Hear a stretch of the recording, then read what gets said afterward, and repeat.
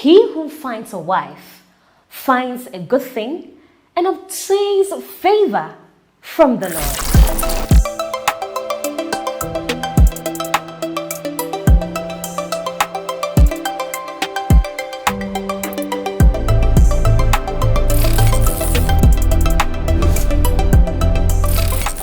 Hello everyone, welcome to REFLO'S TV. It's your girl, REFLO'S Church Girl. We're here once again for another exciting episode. Today we're asking a question. Can a woman propose to a man? Can a woman propose to a man? Very interesting question, right?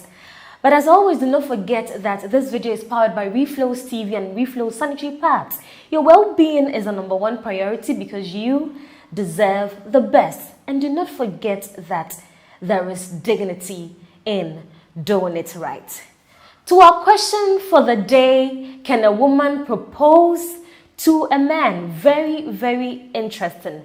But you see, for people who relate to the faith I personally proclaim, I believe that when it comes to such a subject of relationships and marriages, we would want to refer to the very institution who set up marital relationship or a romantic relationship between men and women, and definitely we're going to the Bible. So let's take a trip to the Garden of Eden and let us look at the creation story, how God made man and woman and how he set the tone for a relationship as marriage. Now, looking at it, we are told that the man was put to a deep sleep, and in that sleep, his rib was taken and the woman was made out of that rib. And when he woke up from that deep sleep, he beheld the woman. He was captivated and he said, "At last, this is the bone of my bone and the flesh of my flesh." This to me presents something classical when it comes to marriage, when it comes to man-woman relationship. I believe that men have to be attracted by women's beauty. Women's beauty have to get men captivated, and this is something that must persuade them, that must, push them to make that advances or to make those advances towards women. This is what should make them be initiators when it comes to relationships between men and women. It is not the other way around, in my opinion, especially judging from this background. Now, secondly, let us still remain in this biblical context, but, take another trip to the New Testament where we look at a character, Jesus Christ, who is a prototype of the biblical bridegroom, and we have the bridegroom and the bride.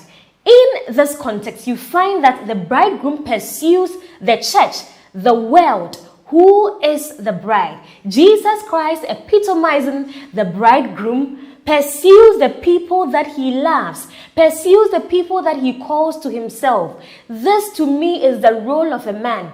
A man who wants a woman must pursue her, not the other way around. Because he wants her good at heart, because he has the woman at heart, he should be able to make those relentless efforts, just as the biblical bridegroom Jesus does. This also to me tells me that men must make that move towards women.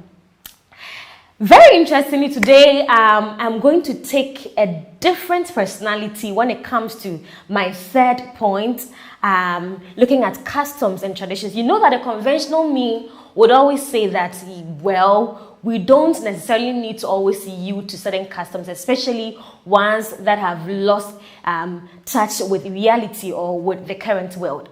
But today I'm going to flip a switch and say that when it comes to proposing, I believe that tradition must go on. We must maintain the customs and the traditions. And somebody would say that, well, in certain traditions, it's normal for women to propose. And I agree to that, but I believe that largely in so many settings, and very specifically to our setting here, this is the custom that a man makes an advance towards the woman. The custom says that the man must go for the woman. And so for me, and relating to this very topic, I say, let us maintain the tradition. The accounts will say, "Obofo ne koremu open to wait. It is the hunter who goes into the bush and seeks a game, not the other way around. The men must go in for the women. Now, last but not least, I am talking about responsibility and accountability on the part of men in this context. For the very few years I have lived, I have come to see men as beings who really portray a sense of importance to the very things that, they put in much effort for. I've come to know men as creatures who would, trivialize things that they don't really work for. But when it comes to something that a man puts in so much effort for, when it comes to something that a man works for and he gets it, you realize the kind of attachment or the kind of importance the man gives to that thing. In this context, I believe that if a man proposes to a woman, if a man makes advances towards a woman, and he finally gets the woman, he is able to attach a higher level of importance largely to that woman than it could have been at the other side, or than it could have been from the other way around where the woman was going to propose. As I have said, this is not to trivialize relationships that have sprouted as a result of women proposing to men, but I believe that largely when a man pursues a woman and he receives her, he is able to show responsibility, he is able to show accountability. And for the sake of this, I believe that a man must propose to a woman.